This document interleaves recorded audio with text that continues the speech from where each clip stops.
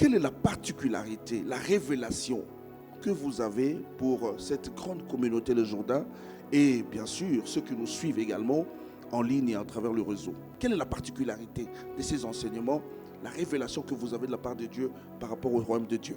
Bon, est-ce que faudra-t-il parler de la particularité? Je ne sais pas.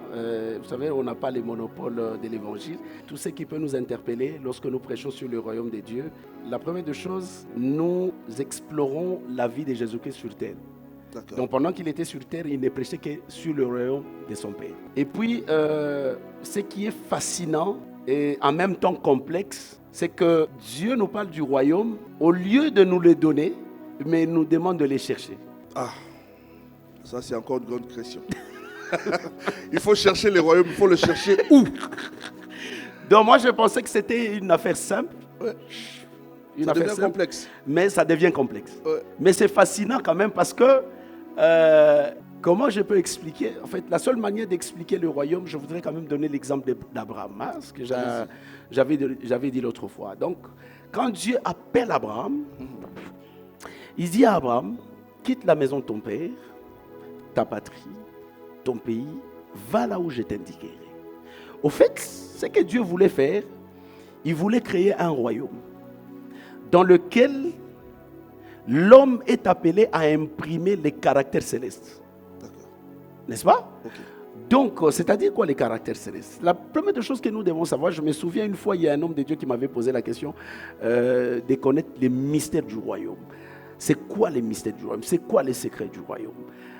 J'ai dit, nous devons imprimer la nature ou la culture du royaume. C'est quoi la culture? Allons explorons ensemble les ciels. En fait, c'est facile. Vous allez me poser la question, comment nous allons explorer les ciels? C'est facile parce que nous avons la parole de Dieu. La Bible dit que Dieu est amour.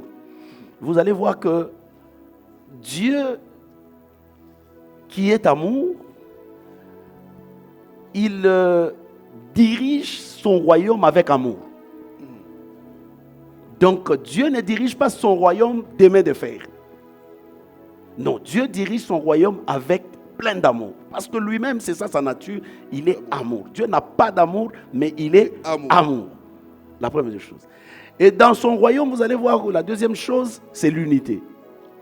Donc, quand vous prenez tous ces anges, vous allez voir que même les anges qui sont appelés à adorer Dieu, vous allez voir la synchronisation dans le domaine de l'adoration.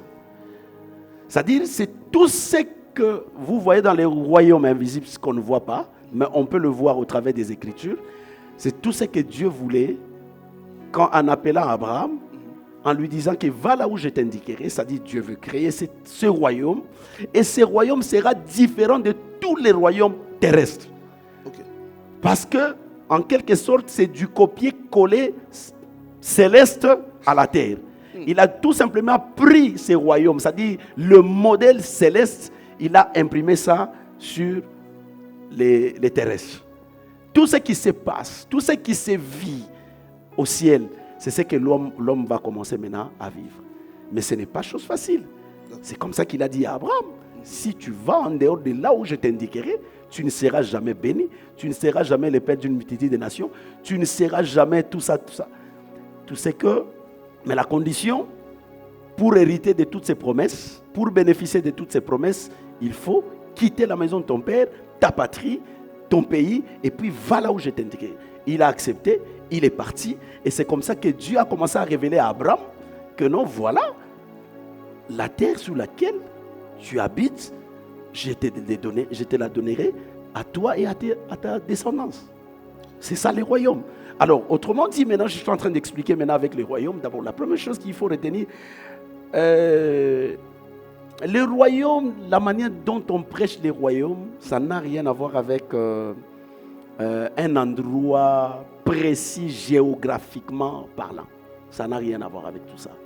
Donc c'est comme ça que Dieu a commencé d'abord par restaurer le royaume qui est spirituel, parce que l'homme avait perdu totalement son autorité spirituelle, parce que Adam, vous vous souviendrez que c'était un homme spirituel, il avait de l'autorité. Adam pouvait nommer tous les animaux. Adam pouvait même dire au fleuve de reculer un tout petit peu parce qu'il voulait étendre un peu son champ. Donc il avait tous ses pouvoirs. Mais quand il a péché, il est devenu homme animal, il a perdu tout ce qu'il avait comme pouvoir. C'est comme ça que Jésus-Christ, à l'avènement du Fils de l'homme, quand il est arrivé, il a commencé d'abord par restaurer d'abord le royaume sur le plan spirituel. On attend maintenant les royaumes sur le plan naturel. Ça viendra, mais ça viendra quand? Là, c'est après les jugements derniers.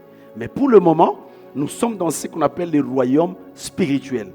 Les royaumes spirituels, on fait de Jésus-Christ comme étant notre environnement. C'est-à-dire l'homme dépend totalement de Jésus-Christ.